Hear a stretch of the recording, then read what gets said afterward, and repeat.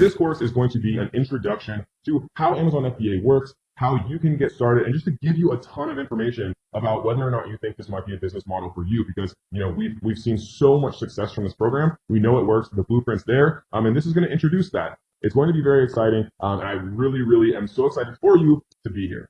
So what is Amazon FBA? Well, FBA stands for Fulfillment by Amazon, FBA, and essentially what it is Amazon does a lot of the work on your behalf. And what I mean by that is one of the hard parts with growing an e-commerce business is, if you get 2 orders a day, well, what you have to do is you have to process it, right? You have to take it down to UPS or FedEx. You'd have to, put it in a box. You'd have to label it. You'd have to pay for shipping. You'd have to ship it out. And that becomes really laborious and tiring and difficult to do once you start getting more than, 1 or 2 orders a day. We've had days where we sold over 1,000 products, in a single day, with my Amazon business. And so it'd be next to impossible to actually handle that scale and not get things confused and be able to ship things out on time. And that is where Amazon comes in, because Amazon allows you to actually, as a third-party seller, right, which actually represents over 50% of Amazon sales, they allow you to take advantage of their fulfillment network and their fulfillment resources, where you can actually buy products in bulk, from China, from a USA manufacturer, from wherever. You might buy 500 units or 1,000 units for $2 each. Ship them into an Amazon FBA warehouse in the USA, right, directly from China, straight to Amazon. You never see or touch any of your products, right? This will all make sense later on. But you can ship it directly from your manufacturer into Amazon. And then Amazon, every time you get a sale from customers that are already browsing Amazon for your product, every time you get a sale, Amazon actually does all of the fulfillment for you. They grab your product, they put it in a box, they put the label on, they ship it out, they handle all of that. And they just literally send you your profit. And so that is why Amazon FBA has been such an amazing process, because it just works, right? And you don't have to do a lot of the work. You can do it from anywhere in the world. And it's just a really amazing way to actually get started making some passive income online. So there are 2 different types of plans, for Amazon FBA. But essentially, Amazon takes a 15% referral fee for you having access to millions and millions of Amazon's customers, right? The last I heard, over 82% of households have an active Amazon Prime membership, which is insane, right? 82% of households in the United States have an Amazon Prime membership. So you can sign up for free as an individual seller, right? You pay a per unit cost every time you sell something, or you can join as what's called a professional seller, where I believe you pay $39.99 a month. And then you don't have any per unit fees. So if you're just getting started, you can sign up as an individual seller. You can always switch it to a professional seller later on once you have some inventory and things like that. So that way you're not paying, any money while you're waiting for your units to actually ship in. You can sign up as an individual and always change it later on. You can sign up just with your own, as a person with your social security number and things like that if you want to, or you can sign up with what's called an LLC, which is a business. All right, what is up, y'all? So this video is going to be about examples of perfect products to sell on Amazon, and I'm going to explain exactly why they're perfect, right? Because it's very important to understand and be able to conceptualize and picture why these products are perfect to sell on Amazon, kind of in your mind, so that every time you actually evaluate kind of an opportunity, with Amazon FBA and when you're doing product research, whether or not you can kind of go through these steps in your head and say, okay, is this going to be a perfect product, right? So, a great example is scrunchies. Scrunchies probably couldn't be any cheaper to create. I would guess that this is literally a piece of rubber with a very small amount of velvet or whatever it is. They're selling it for $10. I can't imagine this being more than 10 cents to create, if that, especially if you're ordering in bulk. And then, another thing that I like to think about is, of course, cost, right? But then breakability. You could probably package this in an envelope, and you could throw it against the ground 100 billion times, and literally it would not break. And then cost of shipping, right? So scrunchies are incredibly cheap, incredibly light. The cost of shipping would be nothing, whether it's by air or by sea. Shipping by sea, the weight doesn't matter as much, but shipping by air, the weight does matter, right? So sea is just volumetric. So if you're shipping, a blown up beach ball, it's going to be the same cost as if you're shipping, 20 bowling balls for the most part. But with air shipping, if you have incredibly light stuff, you can restock faster, especially if you have things that are very small, non-breakable, and extremely light, like scrunchies, for example, so you can maximize your profit margin. Another one that is a great idea, or was a great idea at a certain time, right? All the things that I'm showing now obviously are not the perfect products to sell now. I can't obviously reveal the perfect products to sell now, but these are a perfect example of a product that would be extremely giftable. I love gift products, gift style products for a couple of reasons. When you get a gift from someone, society has told us that it's taboo to return that gift. And so the return rates for gift items or giftable items is significantly lower than the return rate of, say, like an electronic item that people can't figure out, or they don't know how to use, or, it might break in transit and not work correctly, or, whatever the case may be. But if it's a giftable product, right, it's not going to be like that. And this is a product that I've actually sold before, Scratch Off World Map, and we were selling like, $30,000 or more a day, for all of December last year. And now like the overall kind of niche is much more saturated, and it's, not a great product to get into at this point. But when we got into it, it was an incredible product to get into. And we were selling, just silly numbers, in December, because everyone and their mother and their uncle and their aunt was buying somebody a Scratch Off map. And so that's the perfect example of a product that we are not going to restock. We're just going to let it sell itself out during this Q4 and during this December, and then we're never going to restock it. But we'll just make a stupid amount of money again this year, just like we did last year. So another example, right? These costs are like $1 to create if you're buying them in bulk. Sometimes like $1.70 or so to actually get it landed in the United States. And most of them are selling for, some of them are selling for $30, right? So a product that costs $2 that sells for $30, you're selling it for essentially over 15 times more than it actually costs to create. So it gives you a lot of kind of wiggle room when it comes to PPC, when it comes to, having really nice photos done and things like that. And the larger profit margin you can have, obviously, is better because it allows you to like make, smarter decisions about things, and that's always a good thing. So the ultimate example of the perfect Amazon FBA product at one point, right? It has the passion, it has the love. Right, people are not concerned about price when they're buying a wedding ring replacement, a silicone ring. Right, they're not concerned with price. Even though if you think about it, this probably costs a cent to make. This is literally a tiny piece of rubber. It's not breakable at all. Right, it literally has love and intrinsic meaning and emotional meaning. When people are buying things for their spouse, people that they love, their price sensitivity is incredibly low. This is definitely like a birthday present for dad, or a gift for uncle, or, whatever, I guess a gift for husband, or whatever the case may be, right? And it's literally tiny. You could fit probably 100,000 of these into like a carton if depending on how you packaged it.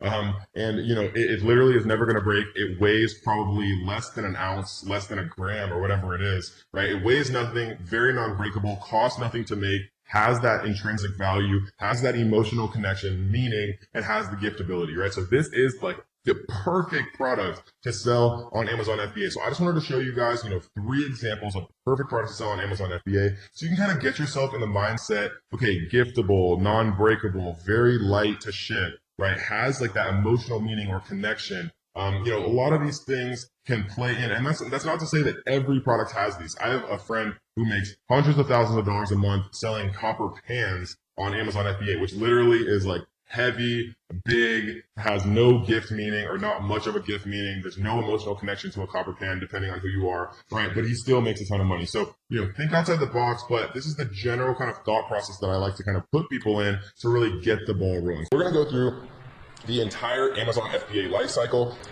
Part 1, where we start, right? The beginning of the whole process is product research. Doing product research, finding a product that has, good revenue, that has between $7,000 and $30,000 a month revenue, generally is a good range. If it's slightly outside that, that's okay, right? But remember, refer back to the 5 steps of product research. Product research is part 1. You want to find something with, relatively high revenues, relatively low amounts of actual reviews, so there's not too much competition. You want to find something that is not trademarked, something that has a relatively high number of monthly searches, and something that you've actually verified is getting sales using the iTrack 999 cart trick method. And remember, you can rewatch all of Module 1. If any of that didn't make sense, as many times as you want. There's never any reason to feel overwhelmed because I got your back. So after you do product research, the next part is you identify manufacturers, and we go over that in Module 2, how to find the best manufacturers in the world, and then how to get the highest quality with the lowest possible cost. We go over a lot of different strategies to really, leverage multiple manufacturers against each other so that you get the best possible value. Once you identify your manufacturer, you want to get a shipping quote from your freight forwarder, right? And again, in Module 2, we introduce the best freight forwarders, the cheapest freight forwarders in the world. They're going to take care of your products and actually make sure that they get from your manufacturer into an FBA warehouse safely. Then you want to have your packaging and logo created. Again, we go over exactly how to do that in the course. Once you have your packaging and logo created, you want to order a sample of your product from the manufacturer that you end up choosing, right? And you want to make sure that the sample that you order is a completed sample, right? That the manufacturer makes the product itself. They also make the packaging with your logo on it. So it really does look how a final product would look. And a lot of people make this mistake where they order just a sample of the product instead of a final sample. And you want to make sure everything is perfect, that the packaging looks good, that they include your all the things that they should include on the packaging, that the product looks good, that it's high quality. And then once you have that product sent to you, that sample sent to you, then you can do product photography, right? You can either send it to yourself or you can send it to a product photographer. If you want to take those images yourself, you can. I definitely recommend using a professional service, which we talk about later on in the course. Again, every step of this entire process we go through in detail. I just wanted to kind of give you a summary up front so you understand that it's actually not that hard, it's not that overwhelming, and it's very, very feasible to do, which is why so many of our students have had so much success doing this. Then you want to create an optimized product listing. So a product listing is nothing more than what you see on Amazon every single day, right? Nothing crazy at all. So once you actually order your sample, get the product photography and create the optimized listing, what you're going to do is you are going to place an order, right? Once you get the sample, the quality looks good, the packaging looks good, everything looks good, then it's time to actually place an order with your manufacturer. And when you first do that, you pay a 30% down payment. So let's say that, you want to order 1,000 units, the total cost is $1,000, just for math being easy, then you would pay 30% of $1,000, right? The total amount you'd pay is $1,000, but for the down payment, you would only pay $300 or 30% of $1,000. That gets manufacturing started, that gets the whole process started, right? And it's basically you giving a good faith to your manufacturer saying, okay, I'm gonna give you 30%, you make it all, and then once it's done, and once I've inspected it, and once it's all good, then I'll give you the final 70%. So when you place your 30% down payment, you want to make sure that you do that on PayPal. You want to use goods and services, and you want to populate that payment with a credit card. And again, remember, we're going to go through all of this in detail in the later modules. Don't worry at all. We're going to go through everything step by step. I just wanted to give you a holistic look. And then once you get the 30% down payment, they make all the units, and then when the manufacturing is completed, you get an inspection service, right? You can get inspection services for $99, super cheap. A third-party company comes in China, looks at all of the units, make sure that they're all completely good, that the quality is high, that everything looks perfect, and then once that final inspection passes, then you pay the manufacturer the final 70%, and everything is good to go, right? Once you pay that 70%, you tell your freight forwarder, which is the company that handles all the shipping, that everything's good. The freight forwarder picks it up from the manufacturer in China, and they actually ship it over to the prep center in the USA. One thing that's important to understand, which we're going to explain more in Module 2, is what's called FOB. FOB, right, or FOB shipping, basically means freight on board. If your manufacturer themselves are going to ship the products from the floor of the manufacturer once they're completed to the port in China, then the manufacturer is going to charge you a fee to do that, right? Because they're handling that element of the shipping. If you want to just make it super easy, just tell the manufacturer, no, once the products are complete, my freight forwarder will pick them up from the factory and then take them all the way to the FBA warehouse in the United States. If you'd rather get a freight on board quote, which means that the manufacturer is going to ship them from the manufacturer to the port in China, and then your freight forwarder is going to take over, then you would pay the manufacturer a very small fee to handle that small amount of shipping from the factory in China to the port in China, right? But again, to simplify things, once your products are actually completed, then just say, hey, freight forwarder, my products are done, they're at this factory, but they need to go to this warehouse. handle it, right? Shipping is something that I never want to deal with. So that's why I found the best freight forwarders in the world. That's why I share them with you. And that's why they can handle all of this for the best prices in the entire world.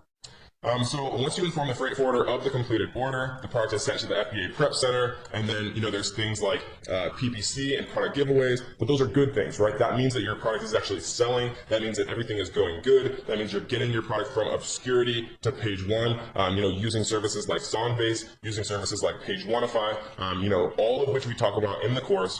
And now, congratulations, you are officially an Amazon seller making sales. So yay, again, I wanted to make this for you guys to make it super simple. Product research, find a manufacturer, get a quote from the freight forwarder to ship your products from your manufacturer to the USA. You have your packaging, your logo created. You order a sample to make sure everything looks good. Once you have that sample, you have a product photographer take beautiful pictures of it. You create an optimized listing.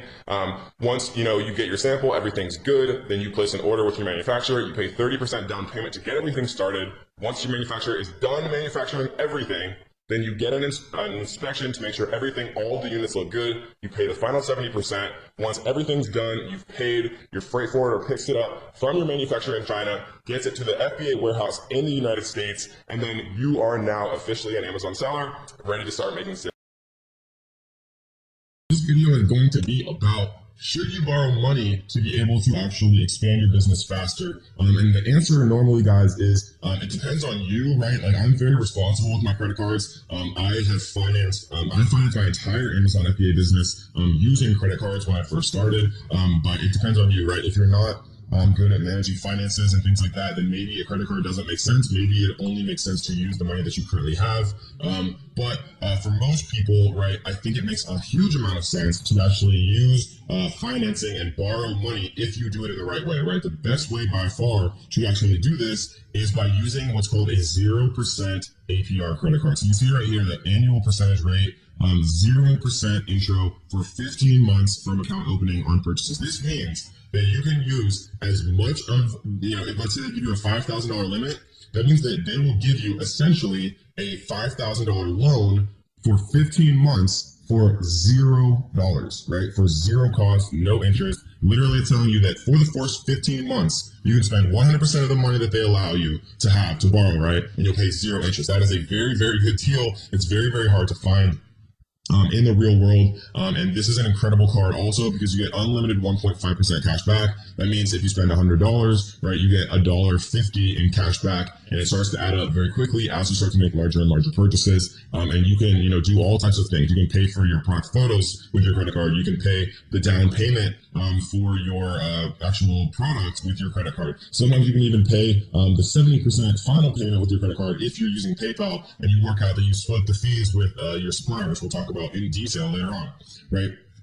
This is the best possible way to borrow money and leverage yourself in a stronger way when you're actually starting on Amazon FBA, because usually the biggest restriction that I've heard from my students and that people have is availability of capital, right? If you had $10,000, $20,000, you could invest in more products, and the more products that you invest in, if you've done your due diligence, and you're actually putting in work and making sure that they're going to be a good product, the more good products that you invest in, the more money that you'll make faster. That's why I was able to make, over $1,000 a day pretty much instantly when I started Amazon FBA, because I invested in multiple products at once rather than just buying one product and, it taking 1 to 3 months for it to actually arrive in an Amazon warehouse and be able to be sold, right? So I was more impatient. I had a lot of confidence in myself, and I didn't have a course or anything like that. If I had this course, I would have put my whole life savings into products, and I would have made, a 7-figure business in my first 6 months.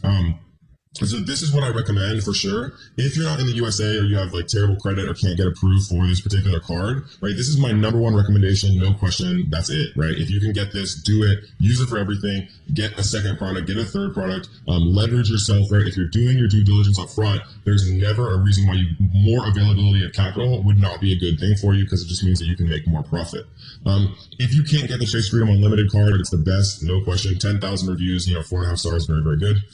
If not, right, there's PayPal business loans, fast access to fixed payment business loans from $5,000 to $500,000. There's also PayPal working capital, pay as you grow with PayPal working capital. Basically what this means is as you receive PayPal payments, they take a percentage of those payments and pay it back to the working capital loan.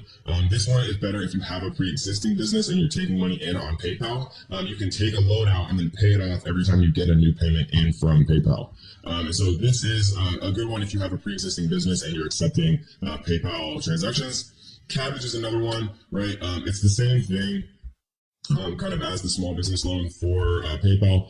Again, guys, though, you don't want to do these without knowing what you're signing up for, because PayPal and Cabbage and every other loan person in the entire world charges you an APR, right? And so you don't want to be paying an APR that's going to be higher than your actual profit margin. So if you're estimating that you're going to make 40% profit margin, right, and you're going to make that in 3 months, maybe it still makes sense to take out a loan, even if it's like a 16% APR. So read the fine print, right? These are some much significantly less enticing options, but they are options that I've had students make work, right? Because if you're making a 40-50% profit margin on your products, then taking a loan out to get that product that you're paying 16% on, you're still obviously making an additional 30% profit that you wouldn't otherwise be making, and you're able to expand faster. But again, the best possible way and the best possible method that I've ever found is 0% APR credit cards. I know that I provided you value, so what I want you to do is to like this video. I want you to leave a comment on this video. If you guys haven't already, make sure you subscribe, turn on notification bells so that you will be the first person to be notified every time we drop a brand new video. This is the fun part of the course. This is Amazon FBA product research. This is where the magic happens. This is where the money is made. So we are going to be focusing on viral launch for much of this course because it is the best software available now, right? Originally it was Jungle Scout, and now viral launch has just really been exploding and expanding, and their team is very passionate and they're just doing very big things. The main tools that we are going to be using for Amazon FBA product research are going to be called market intelligence and product discovery, right? We see that for $59 a month, you can get product discovery. If you pay monthly, annually, you can get market intelligence, sales estimates in the Chrome extension, and product discovery. You can get this all for $49 a month if you pay annually, or you can get it for $59 a month if you pay monthly, right? And so for our purposes, guys, all we need are these first two, right? Viral Launch is incredibly good at product research. For keyword research and all of this, we are going to save you guys some money, and we're going to recommend another tool when we get to it. But for most of the stuff that we're going to be doing for the entire course, right, as far as product research, photos, a lot of different things, Viral Launch provides the best service. The main things we're going to be concerned with are market intelligence and product discovery. As you can see, you get all of that for the intermediate pricing. Or if you want the category search, which is helpful as well, you can pay for the $79 a month option. But for most of us, right, what's going to be the best kind of deal is either intermediate or advanced, right? So one of these two. I generally recommend people who are serious about this to just go ahead and grab the advanced option. So this video is going to be kind of an introduction to what Viral Launch looks like. And how to reframe your mind. When I mean reframe your mindset, I mean going throughout your day, everything that I see and everything that I interact with, I think about Amazon FBA. And maybe that's unhealthy, but it's helped me become very successful selling on Amazon FBA. Like, for example, I'll go to like a Mexican restaurant and I'll see that like little rubber mat that like they have in the kitchen that people stand on that food falls in, right? Like a restaurant non-slip mat.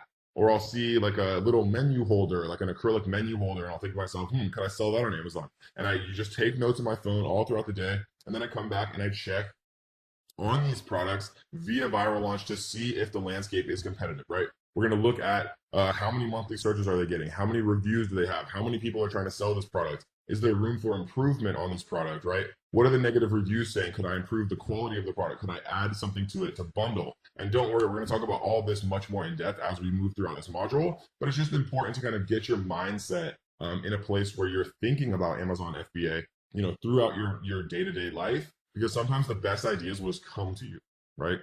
So this is product discovery, guys. We can see right here, if we go to search, there's a couple of options up here. There's the normal product discovery, right? And what this means is you put in the categories you want to see. You put in, okay, I want to see products that have a minimum of $10,000 a month revenue. that have a minimum price of $15, that have a minimum review count, or excuse me, a maximum review count of maybe like 50 or 100 reviews or whatever the case may be. And then you press show products and it shows you, right? Keyword, actually you can choose the category. Similarly, you can choose the the maximum review count you want to see, the minimum average monthly revenue of all the products you want them to show you. And then instead of showing you actual exact products, they show you keywords, right? And this is one of my favorite ways to use Viral Launch. And we're going to talk about all of this much more in depth.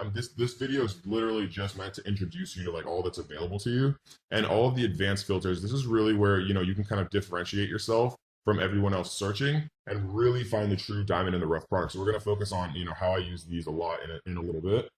And then brand. So brand shows you actual brands that sell on Amazon. Obviously, like Nike is a brand, but they're not a brand that we'd ever want to compete with, but it's just an example of a brand. It shows like little companies that sell tea or, people that sell supplements or whatever the case may be. And you can jump very in depth on those brands and look at, their sales history, if they're improving or going down or what's kind of going on, and gives you a lot of ideas about what you could potentially, if you could potentially compete or create a product similar to what that brand is selling. And then category obviously shows you, in-depth categories, and you can take a look at things related to the categories themselves. So this is product discovery. This is a web app, right? You use it in by itself in a website right here. Market intelligence is actually a Chrome extension. So for example, if we come into Amazon and search garlic press, we would press this little button after we install the market intelligence Chrome extension, right? And it would show us all of the top sellers on page 1, right? So it's showing us Alpha Grillers is on page 1. They're doing about $22,000 a month, selling at $9.97, which means they have 2,255 sales every single month.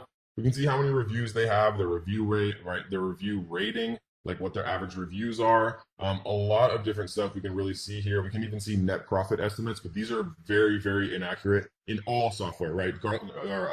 Viral Launch does a good job of this, but you can never rely on net profit because it's impossible for them to calculate that, for anyone to calculate that, because they don't know how much your cost of goods sold are. They don't know how much you're paying for shipping. So it's a good baseline, very, very general idea, but you need to do the calculation yourself. And we'll teach you how to do that in a little bit. We're using a tool called the Amazon FBA fee calculator. So this is the market intelligence Chrome extension, right? It's incredibly necessary to have both the product discovery and the market intelligence, right? The web app and the Chrome extension, because we're going to be using them all the time. If you want to go monthly, do monthly, right? If you want to go annual, do annual. But we're going to need it. It's one of the most important parts of the entire process regarding Amazon FBA. And we're going to be using it in all the rest of the videos throughout the entire course. And we're going to show you some really, really cool tricks how you can find, products doing $10,000 a month, $20,000 a month, or even, $30,000 or more every single month, and how you can actually enter that market and make a bunch of profit. Let's get into Seller Central, guys. This is where the magic happens. This is where all the money is made with Amazon FBA. And it does look a little bit overwhelming at first, but I promise you guys, it's actually not that bad. And we're going to go through all the things that you're going to be able to need, that you're going to want to need most. You don't have to have your Seller Central name the same as the name of your LLC. Right? It can be different, but it is important for it to match. And we'll go into this more later on, is that your Seller Central name, right? The name of your store. And we can actually look really quickly at like an Amazon store, just so you guys kind of see what I'm talking about. So this is what an Amazon store is, right? Let's just type in malls. What you'll see is the name of the actual seller right here is Click and Play, right? And so that does not necessarily mean that their LLC is called Click and Play. It could, but it doesn't mean that. What's important is you want your Amazon Seller Central name, which you set up when you sign up for your account. You want that name to match what you trademark. And so they probably are going to trademark like Click and Play products, right? Like the actual word mark, which again, we'll talk about later on, so don't worry about it. But what this allows you to do is it gives you protection if your Seller Central name matches your trademark. If people are trying to hijack onto your listing, again, which we'll talk about in a little bit, It just makes things easier. When you register for a trademark, it allows you to get brand registered. It allows you a lot of protection against, scummy people who want to do you wrong on Amazon. If your Amazon Seller Central name matches your trademark. So don't worry about any of that right now. Remember, we're going to go through the entire course before we actually do or implement anything so we don't make mistakes. But it's just something to keep in mind that you want your Amazon Seller Central name to match what you're going to eventually file a trademark for to protect yourself from people that are trying to do you wrong. So this, guys, is Seller Central. This is actually a live account that I used to have. We had a couple of test products in here. This is going to be the Seller Central account that is actually going to be used throughout the entire course. So we see that we actually have some stuff live here. We're selling a conversion ping pong table set, which actually does incredibly well. We're selling a 24-inch round color spinning prize wheel, and we're selling some Moscow mules and some other stuff that are out of stock. And so this is Seller Central, guys. This is what you're going to see every single time you do log in. And so most of the stuff that we're going to be using, guys, is in the manage inventory right here, right? This is where you add products. This is where you add variations. This is where you do a lot of stuff that we're going to talk about a little bit later on. We don't often use this pricing dashboard because you can actually just set the price in the edit screen, which is how I do it myself and how I teach people to do it. Orders you don't really use as often. This is more for what's called FBM, right? Fulfilled by merchant. If you're actually like shipping out like handmade towels or something from, wow, my examples are so bad. If you're shipping out like handmade pillows from your house, right, and you're shipping them out one at a time, then you might use managed orders more often, or if you have to deal with like customer service and stuff like that. But this is more so for FBM, which is fulfilled by merchant. We are all doing FBA, which is the much more scalable option, right? Because if you FBA stands for fulfilled by Amazon, and so what that means is if you sell 1 unit a day or you sell 1,000 units a day, Amazon will fulfill all of those for you. You don't have to go to FedEx or UPS and actually package all of this stuff yourself. And so we're not going to use orders too much. Advertising and inventory are definitely the two things that you're going to use most often. We're going to talk extremely in depth about the advertising section later on in the course when we actually go into marketing. We're going to talk about how to sell things via Amazon's internal platform, Amazon PPC. All right, we're going to talk about how to sell your products on Amazon with Instagram. We're going to talk about how to sell your products on Amazon with Facebook ads, the best way. We're going to go super, super deep into marketing, and we're going to tell you everything that you possibly need to know about that. This is just meant to be kind of a introduction to Seller Central, just so it doesn't look as overwhelming, right? And then obviously you have some reports here, which we're going to talk about later on, and then performance if you ever have any issues like with your account or claims or anything like that. And so that, guys, is the overall kind of little tutorial. Really quickly, I want to jump into the edit section because, again, this does look a little bit overwhelming for people when they first start out, but it's actually not that bad, right? So this is where you put your title, very simple. This is where you put your manufacturer, your brand name, things like that.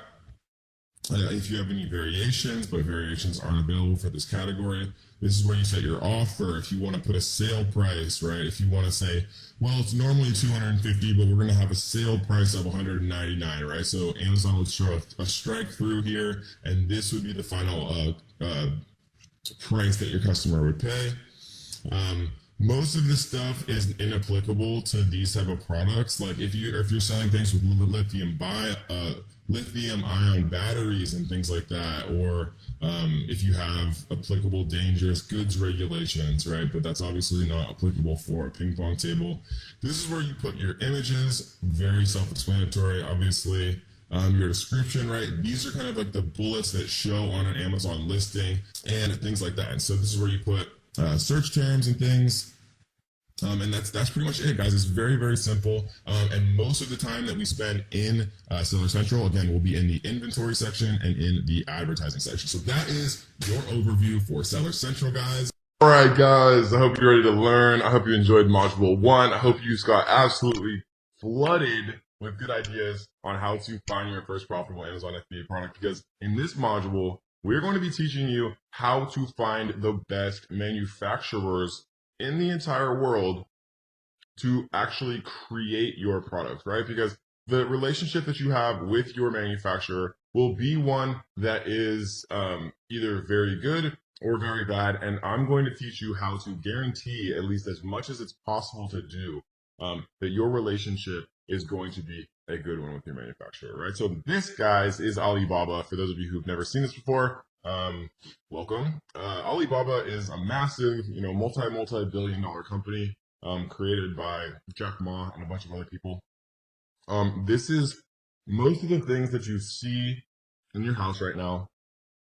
Most of the things that you're probably wearing on your body were made from manufacturers that are listed on the site, right? This is basically like a massive directory of manufacturers, most of which are based in China, but there's also like Alibaba Vietnam and like Alibaba India, and lots of different kind of versions and outfits of Alibaba, because like I said, like they're mainly like a directory of manufacturers that can pretty much produce anything. So, you could do Alibaba Vietnam, Alibaba India, but most of the time I just use normal, good old fashioned Alibaba. And that's what we're going to talk about today, specifically how to find manufacturers and what to look for to, make the chances that your experience with a supplier is good, right? Supplier, manufacturer, kind of the same thing. What you don't really want is a wholesaler. You don't really want to work with any middlemen, right? You want to find the person that's going to give you the absolute lowest possible price, and you want to work with them, right? Because the lowest possible price means more profit. So let's actually dive in on exactly how we're going to find the best manufacturers in the world. So the first thing that I like to do is actually change this little thing right here, right? Because if you do by products or by suppliers, two things are going to happen. If let's, for example, say that I want to look up someone to make coffee mugs. If I type in coffee mugs, there's going to be literally 251,102 results for coffee mugs, which is absolutely insane, right? And so instead of doing it by products, right, because most of these listings are individual listings, many of which are actually created by the same supplier. So like you might say, okay, these 4 are perfect, so I'm going to reach out to all of these people. But what you might find out is you're sending 4 different emails to 4 different listings, but they're all going to the same supplier. So what I like to do instead is never ever choose wholesaler, just choose supplier, coffee mugs, and type in search, right? And now instead of 251,000 results, there's 1,902 suppliers, right? It makes it much easier, and significantly it'll save you a lot of time kind of doing it this way, rather than kind of wasting your time and sending 251,000 emails. This video is going to be about how to actually ship your products from China directly to the manufacturer inside of an Amazon FBA warehouse in the USA. And so how you actually have to do this is a little complicated at first for some people, but if you actually think about it logically, it makes a lot of sense, right? Because what ends up happening eventually is you need to have a barcode to send to your manufacturer to actually create like a little sticker and put it on each box so that your inventory is completely ready to be scanned in by Amazon when it actually arrives, because you're never actually getting the inventory. Like they don't ship it to you and you ship it to Amazon. Your manufacturer ships it straight to Amazon, and trust me when I tell you, you want it that way. And so in order to actually ship your products from China to the Amazon FBA warehouse directly, you have to have like all of your barcodes and things kind of figured out. And then you basically just send your supplier an email, with the carton labels and with the UPCs to actually put onto the product itself. And so how we're going to do this is we're going to go to add a product, and we're going to create a new product listing right here. And let's just use the example of a coffee mug. We're going to choose coffee mugs right here. And it auto-populates this little thing, this little kind of, template menu thing, vital info, right? Product ID. So there's a couple ways to do this.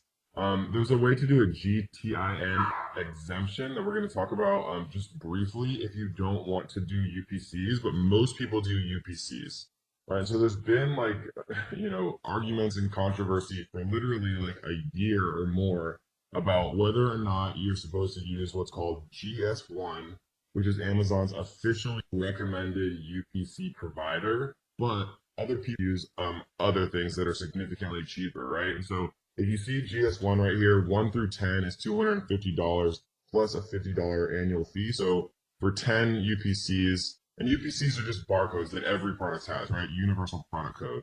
So it's like $300 for 10 here, or if you use a different one for 10, it's $37 instead of $300, right? And so, you know, basically the summation of all of this controversy and what everybody's talking about is Amazon tells you when you try to create a product listing, like here, I'll use a UPC, and this is just the UPC that I bought from Nationwide Barcodes, right? From the much cheaper version.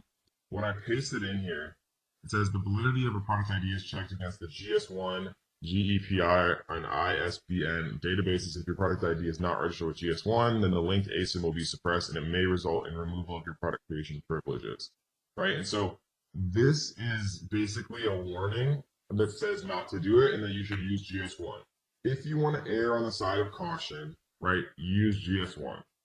I personally still use Nationwide Barcode because I have, a bunch of them that I already bought, and it's literally like 10 times cheaper for Nationwide.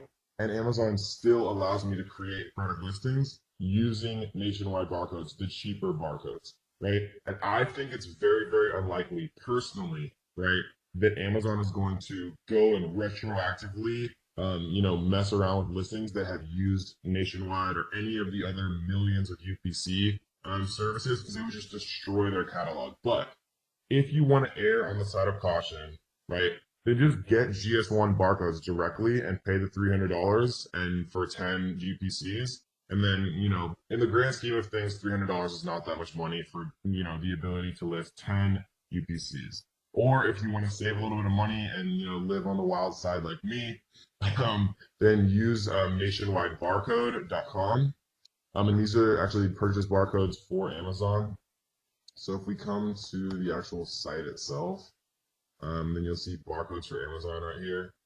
And then it says the pricing right here, and you just choose how many you want, and that's it. So it's pretty easy. So the safe way is GS1 for $300. A little bit less safe way, but the way that I personally do is Nationwide barcodes for $37.50. And I'll continue to use Nationwide barcodes until Amazon literally does not allow me to create a product listing without using GS1. If they ever force me to use GS1, then, because at the time of making this video, you can still use and create Nationwide barcodes. We're doing it every single day, but Amazon may eventually, right? And I want to make sure you guys always know what to do. Amazon may eventually force you to use GS1, and then you'll just have to pay the more expensive price. Or, if they force you to use GS1 and you don't want to pay the more expensive price, you can research what's called a GTIN exemption request. We're not going to go into that because most people don't need it. But if they force you to do the GS1, you really can't afford the GS1, then just Google search or YouTube search how to do a GTIN exemption. It's a little bit more complicated, but it's a way that you can avoid paying the GS1 pricing if you really don't want to. Okay, cool. So we're gonna make this. We're just gonna say coffee mug for mom. We're gonna say the brand name is Coffee Mugs, 3 Z's. The offer, and this isn't that important right now, because all we're doing right now is creating a listing so that we can actually get what's called the FN SKU, right? Because the FN SKU is what we're gonna have to send to our supplier. And once we send that to our supplier, then they're going to be able to print out little stickers that they're going to put on every single one of our coffee mugs. And then once they're sent from the manufacturer to Amazon, Amazon's able to actually scan all of those in. Right, so we're just going to put $19.99 here. We're going to put new. And the fulfillment channel, I want Amazon to ship and provide customer service for my items if they sell, right? This is Amazon FBA. I want to ship this item myself. This is Amazon FBM, right? Fulfilled by merchant. So we're going to save and finish here. Your listing is being created. This process may take up to 30 minutes. Please check back and change your listing fulfilled by Amazon at that time. So we're just going to press continue. right? And I'm going to pause the video really quick, and then once it's actually up, then I'm going to show you guys the next step. All right, guys, so here's the listing that we looked at. So if we click this one right here, then we can do action on. And what we're going to do is, normally you do print item labels, but sometimes it gives you an error, right? So no items submitted. I wanted to show you guys that because I've just had so many students ask me about that particular error. So what we're going to do to fix that is click this little checkbox and then go to change to fulfilled by Amazon. Even though I know we selected that to start, it's like this weird thing that just happens. So what we're going to do is we're going to go to convert and send inventory and save and continue. It's just there below. This form has not been completed. Add dangerous good information. Is this product a battery? Just utilize batteries? No. Product regulation information. Is this product considered dangerous? Is there hazardous material? No. It's a copy mod. Submit. And now we're going to save and continue.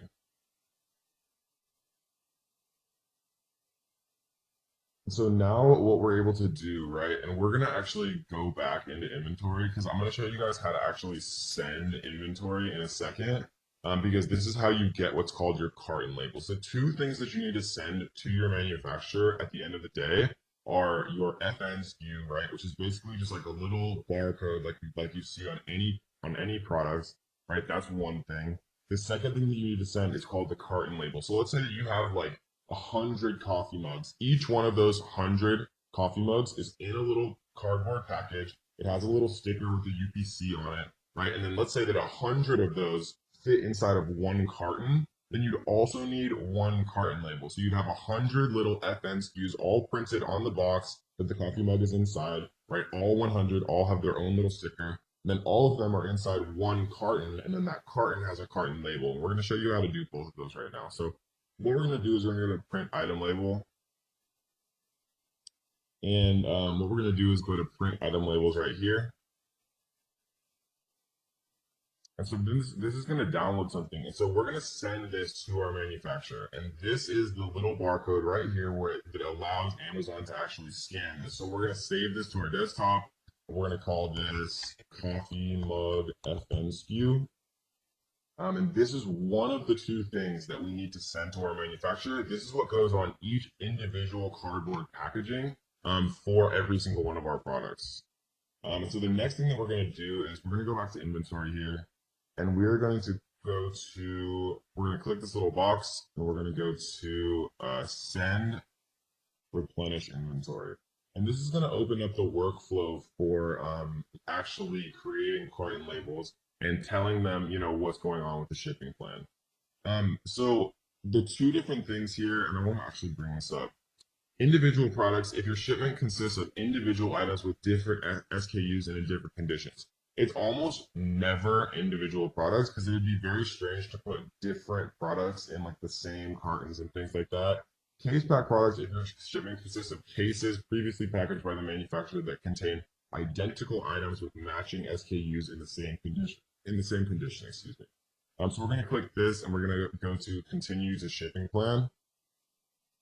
And what we're going to do is we are going to actually fill this out. So your supplier is going to be able to tell you how many units are coming, per case. They might say, yeah, well, okay, so 48 units fit per case, and you guys ordered 200 or whatever the case may be, so there's going to be a number of cases, right? So something that I like to do actually, and this is a good little note to take down, is you want to ask up front how many units are going to be in each case, right? Because and the reason that I say that is because if they say 48 units fits per case, but you order 200 units, then there's going to be that awkward 48 times 4, right? So there's going to be like 8 missing units, and then it just gets a little tricky. Instead, order 48. If they say there's 48 per case, right, or per carton, then order 48 times X, like the number of cartons that you want to reach that number that we taught you how to do when you're actually inventory forecasting and choosing how many products that you want to sell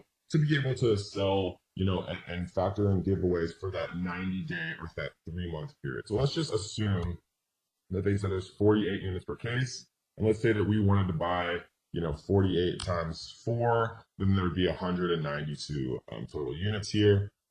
Your supplier is going to be able to give you the measurements in inches. I usually just keep it inches. They usually give it to you in centimeters, but I'll do inches. So let's just guess that it's 12 inches by 4 by 6, something like that, right?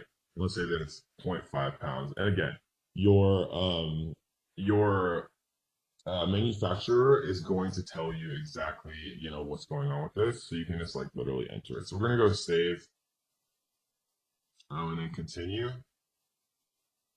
And so we are going to prep this, right? Because how I prefer to do things is your manufacturer literally does everything. They package it, they put the UPCs, they put all the codes, everything that you need onto it, and then they just ship it completely finished and ready to kind of be ready to roll to the manufacturer. And so we're going to go to continue.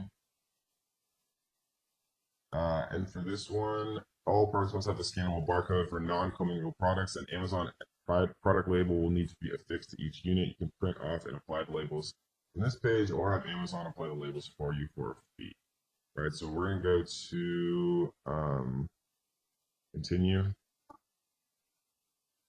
and it's going to create your shipping plan here, right? And you can call it whatever you want. You can say like coffee mug shipping plan. And then it's going to show you ship to LGBA Rialto, California, right? And so this is going to be the actual address that you're going to ship to. And so we're going to approve the shipment here. And then the kind of the last thing that happens here is it's going to give you the carton labels. Right, and all of this stuff you can actually just work out with your freight forwarder. And so I'm going to talk about exactly who we use and who we recommend for freight forwarding. But I would always check with your freight forwarder, because to be perfectly honest, hate dealing with shipping, and I'm not a shipping company. But we're going to give you guys and introduce literally the cheapest, best quality shipping company that I've ever seen and that I've ever used and I've ever worked with. We're going to talk about that in a second. So we're just going to leave this how it is. How will this shipment be packed? We'll do multiple boxes. Right, and then how will you provide box content? You can use the web form. So you can basically just write the same thing, 48 units per box, number of boxes, box weight, right? They'll tell you all of this stuff, box dimensions. You could say 12, 24, 36, something like that. Confirm.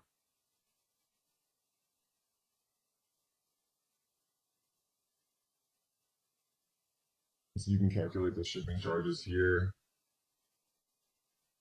And then this is basically going to give you your shipping fees. It's at X. I agree to the terms and conditions. And then you press accept charges, right? And then you can print the box labels here. And the box labels are your carton labels. So I'm not actually going to do this because this is just like an explanatory. This is just an explanatory kind of tutorial. I'm not actually creating the shipping plan, and Amazon would actually charge me if I click this button. But you just press this button, right? And then the last thing you do is print box labels. And the two things that you're sending to your supplier are the box labels or the carton labels or whatever you want to call it. And then also your FN SKU that we downloaded that I showed you exactly how to do. And those are the two things that your supplier needs to be able to, properly label all of your individual products and then properly label the cartons that your products are inside. So that is the shipping plan. That is generating an FNQ from a UPC, right? We talked about GS1. We talked about nationwide barcode. We talked about the GTIN exception if you're really not trying to use GS1 and they are disallowing sometime in the future using nationwide barcode. In this video, we're going to talk about how many units to order on your first order. Right, because this is a question I get all the time, and it's very important because I think a lot of people have this misconception that they should order 500 units, right, or 100 units or something crazy like that. And we're going to talk about mathematically how to break it down because it depends on what product that you're going to invest in, what niche that you found, what you think is going to be a good product after doing your due diligence, right? because whether it's a garlic press or something that sells much more popularly or something that sells much less so than a garlic press, obviously you'd want to order different quantities, bearing in mind the long-term storage fees of over 180 days. So let's teach you guys exactly how we're going to do this. So we are going to come in and type in garlic press, obviously, which would be like the highest volume keyword related to the garlic press niche. And what we're going to do is we're going to run market intelligence here.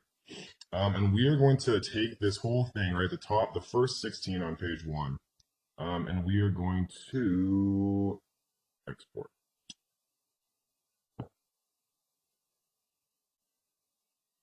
All right, we're going to open this up, and let's take a quick look, right? Because what we're concerned with here is monthly sales.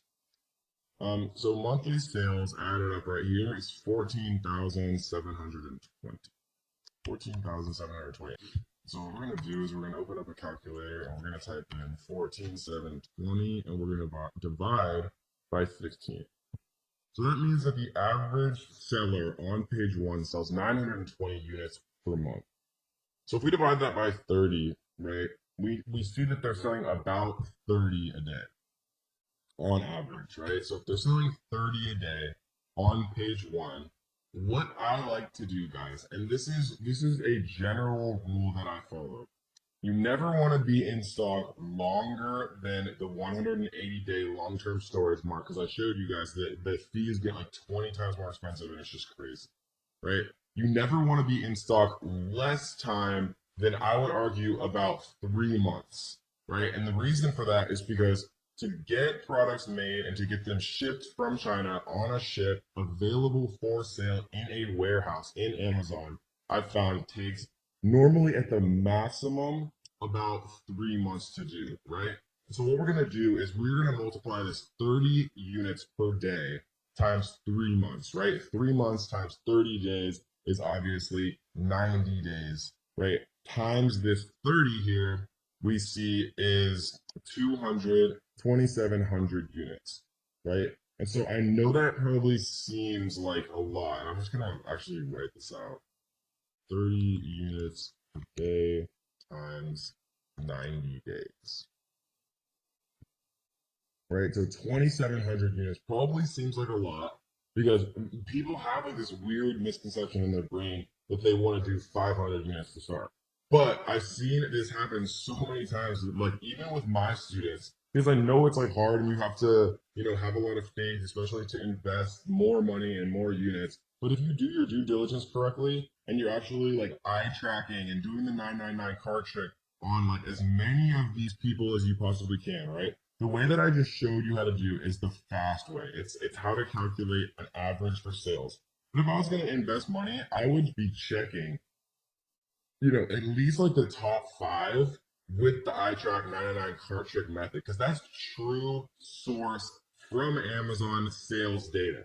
And if you can get 5 of these guys into your iTrack and you can tell, okay, they had 100 yesterday, they have 70 today, they have 40 tomorrow, then they're obviously selling 30 a day.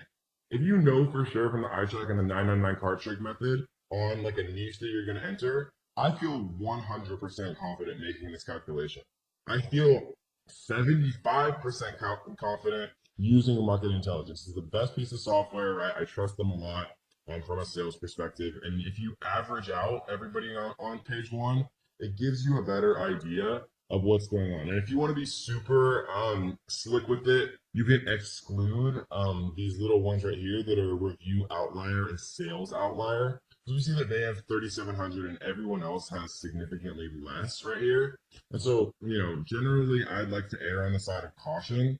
And so I would probably take out like the top maybe 2 from a sales perspective that are high.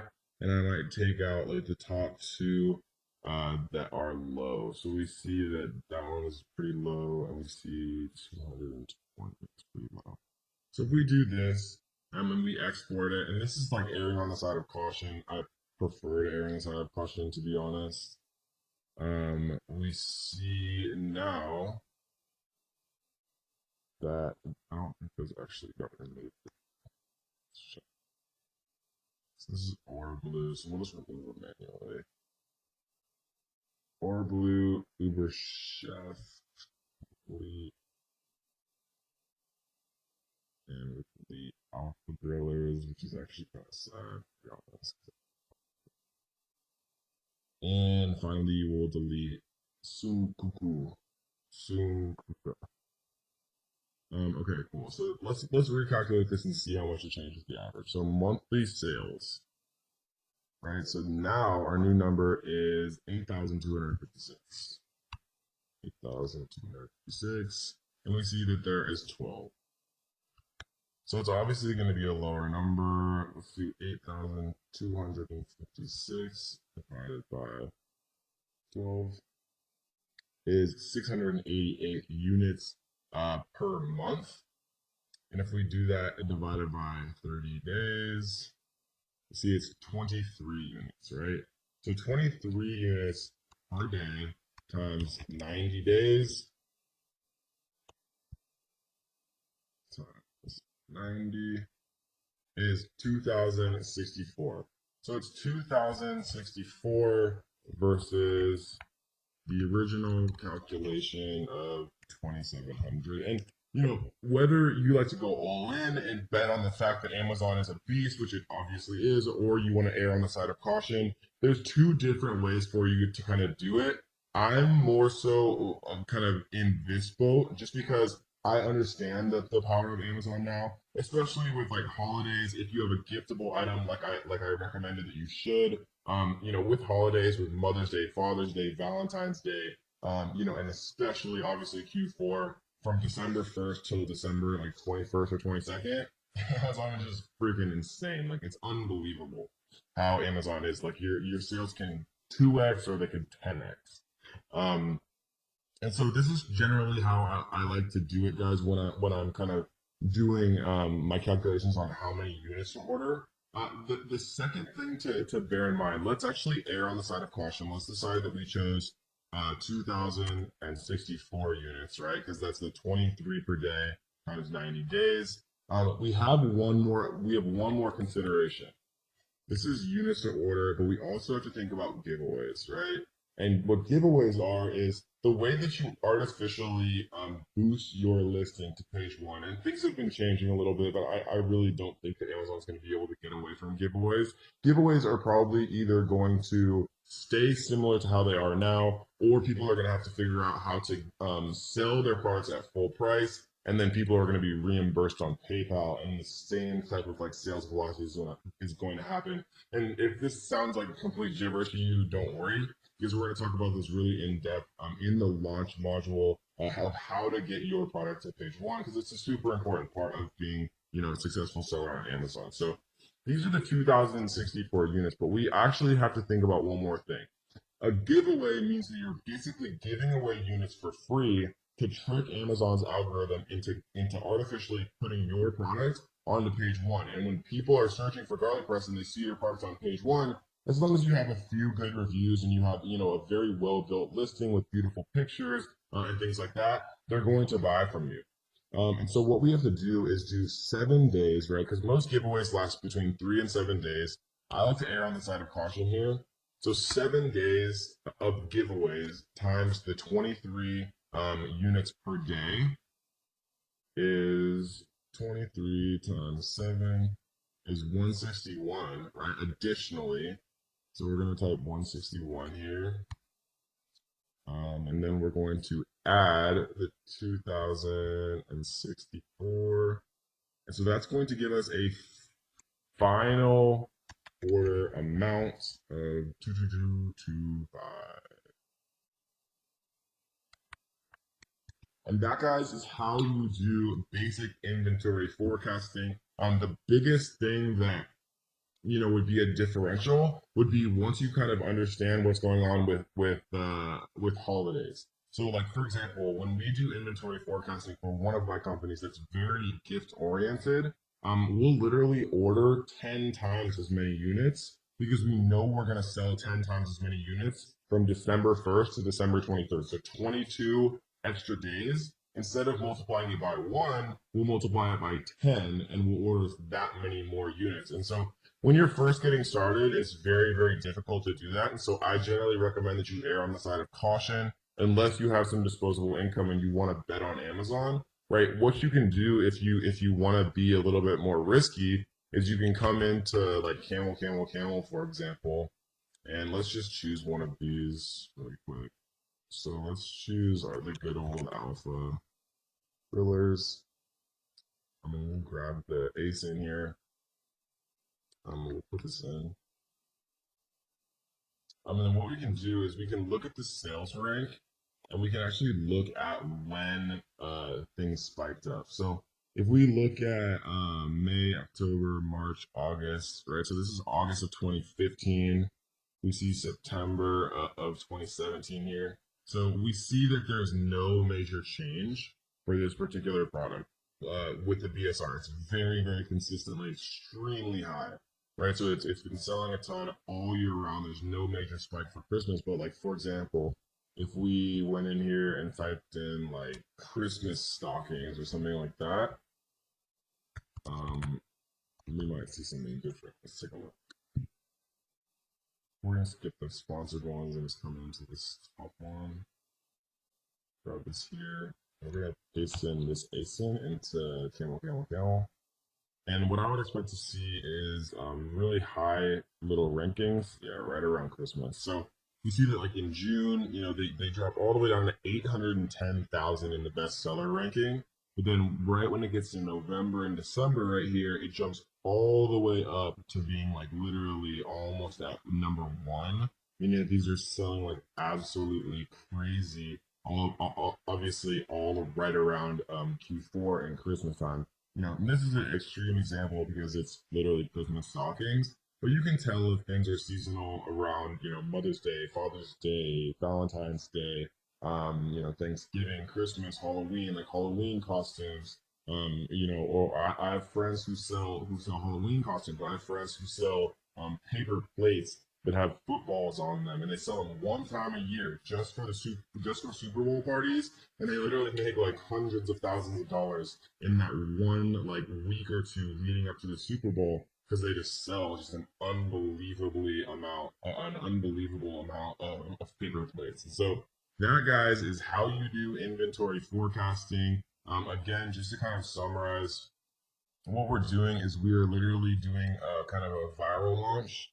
We're doing a summation of the amount sold, kind of taking out the outliers, dividing it by 30, right? Because these are monthly sales to get kind of a per day number of sales, just because it makes it easier. Obviously, you can just multiply it by 3 if you want also, but it just makes it easier for me to get per day because it helps with giveaways and things like that.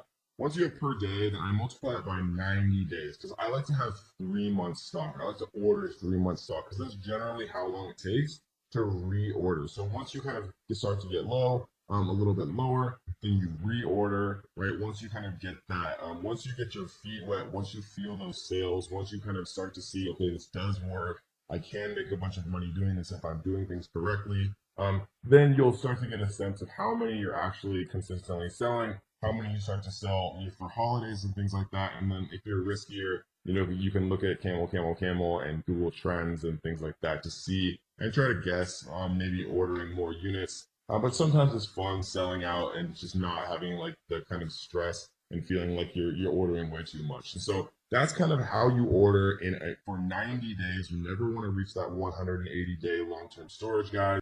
Welcome to module 3, where we're going to talk about how to make a perfect listing, or as close to a perfect listing as it's possible to do. We're going to talk about a lot of different resources, the software that I use that is super, super key to creating, a fully optimized listing, kind of introductorily in this first video, and we're going to go much more in depth, in future videos about how to do these things the right way, like, how to create a title the right way, how to create backend keywords the right way, how to create your description the right way.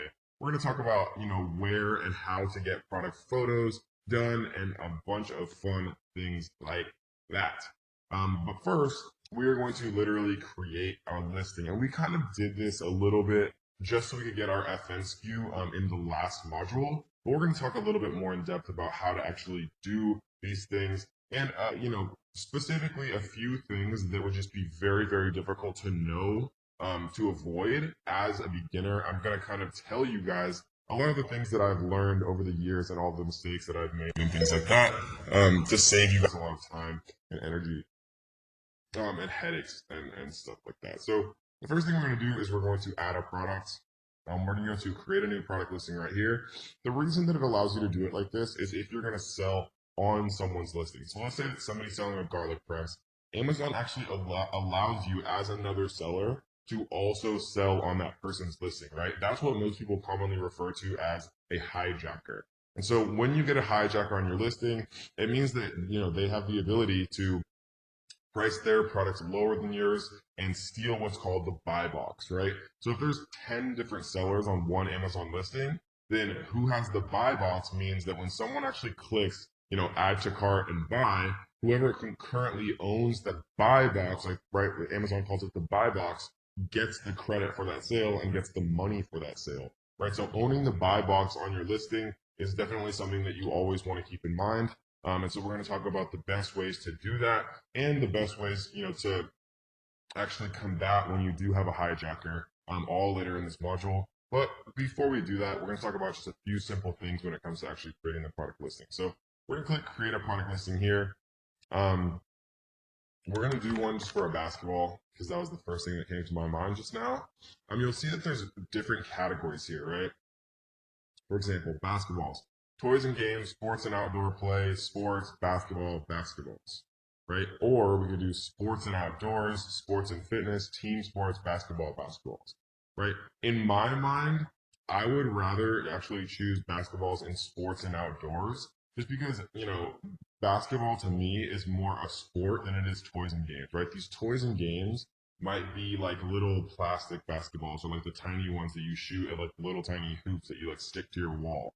Right, so I'm going to choose this one, and you'll find that sometimes or always it's worth reading these like categories and subcategories because there'll be small differences, and you want to make sure that you're actually in the most accurate category, right? Because a lot of people teach that you can try to sneak into like these weird like secondary categories so that you can rank higher and get like the Amazon Choice badge. But Amazon has gotten so much smarter about this over the years that, trying to outsmart Amazon by, misappropriating where you actually should be categorizing your product in the long run is never going to benefit you. So how I teach it now, and, I won't lie, like years ago, it was better to try to like game the system and rank higher in like weird categories, get the Amazon search badge, and then switch your what's called a node, subcategory node. But Amazon has gotten much smarter and they don't allow you to do anything like that or change your subcategory node. So what we're going to do is just choose the most fitting selection here as far as categories. It's going to pre-populate us a listing right here. Right, so product ID, we're going to use a UPC here. And I already have this pasted. These UPCs I actually purchased from nationwidebarcode.com. Right, I'm not, and I already talked about this, so I'm not going to go super in depth. Amazon suggests that you should use GS1 barcodes. It's $300 for 10 GS1 barcodes. It is $30, $37 for 10 barcodes from Nationwide Barcode. In my experience, in the last 2 years, they've always worked exactly the same. Is Amazon eventually going to force you to use GS1? Maybe that time has not come yet, and so I'm not going to worry about it, right? And so we're gonna just put basic stuff here: basketball, manufacturer. This would be the name of whatever you want your Amazon store to be called, right? This is also going to be the same name of what you're going to get trademarked, which we're going to talk about a little bit later on as well when we get to the brand registry section. And so what we're going to put in for manufacturer is going to be the name. So we're going to pretend like I'm going to do coffee. We're going to sell everything coffee related. So we're going to do KD Coffee. KD Coffee. We're going to change this to Coffee Grinder. So KD Coffee. This is going to be the name of our Amazon store, right? So like a little link that's actually highlighted that you can click on and you can look at their product portfolios and things like that. This is also going to eventually be what we trademark. So we want it to be something, meaningful to us. So coffee grinder, we're going to come back and actually recreate this product name, right? Because this is going to be our title. Variations we're not going to touch for now. Price is actually very important because Amazon has this thing called price band restrictions. And what a price band restriction means is if you set a price originally for your product, and there's other factors too, like the average price of your competition, but it's not as heavily weighted as your initial price you set. If you set a price at like $19 and then your product starts selling like crazy and you want to raise your price to like $49, Amazon won't let you do that. Okay? So the smart thing to do is set this original price at the most you could ever imagine selling your product for, right? And we've sold coffee mugs and wine glasses in the past during the regular year for like $14.99 or $19.99. And sometimes because of supply and demand and because we were stocking out and things like that, we would raise them to just crazy prices like $69.95 or like $79.95, literally like 4 to 7 times more expensive. And so now every time that I'm setting an initial price, because you can actually lower it, but you can't raise it. So for a coffee grinder, and I'll literally open up Amazon here. Let's type in coffee grinder. I don't know why I'm spelling. So we see that there's the most expensive one I see is 40. Here's a $99.99. Here's $139. So I see $139. So let's see what their actual price is. This is probably the sale price. So this is their actual price. They set the price up. Okay, so what we're going to do is we're going to set it at $139.90. And we're going to save it as new. And again, fulfillment channel, I want Amazon to ship and provide customer service for my items if they sell. This basically just means Amazon FBA, fulfilled by Amazon. Images, we're going to leave blank for now because we haven't had those actually made yet. And we're going to save and finish. So that, guys, is how you create a shell of a listing, right? We're going to get much deeper in this section of how to actually create the bullet points, right? And what I mean by the bullet points is like right here, right? They've done a terrible job here creating their bullets, but I'm going to show you guys how to do it right. We're going to show you how to make a fully optimized title. Again, they've done a terrible job here. No offense, Baratza, but we're going to show you how to do it the right way. And even this image could definitely use some work. This is a very boring image in my opinion. And so we're going to tell you the best way to actually get product photos done. And we have, of course, very, very steep discounts to have them done for you in the best possible way. So that, guys, is a very basic introduction as to how to create your product listing the right way, how to categorize it the right way, how to make sure that you don't end up facing, trouble with price band restrictions, which hopefully you'll never even have to think about if you watch this video and listen to me, but it has, it's devastated certain people outside of my course in the past. I've seen it all the time where somebody tries to raise their price and they lose their own buy box, right? Even though they're the only seller on a listing, they'll still lose their buy box. And I know that sounds crazy, but you guys will never have to experience it if you just set your price very high to start, and then we can lower it and we can set a sale price when the time actually comes. I know that I provided you value, so what I want you to do is to like this video. I want you to leave a comment on this video. If you guys haven't already, make sure you subscribe, turn on notification bells so that you will be the first person to be notified every time we drop a brand new video. If you want to learn more, I do have a completely free course, and there will be a link down underneath this description, guys, completely for free, 100%. So I hope you guys enjoyed this one, and let's get to the next.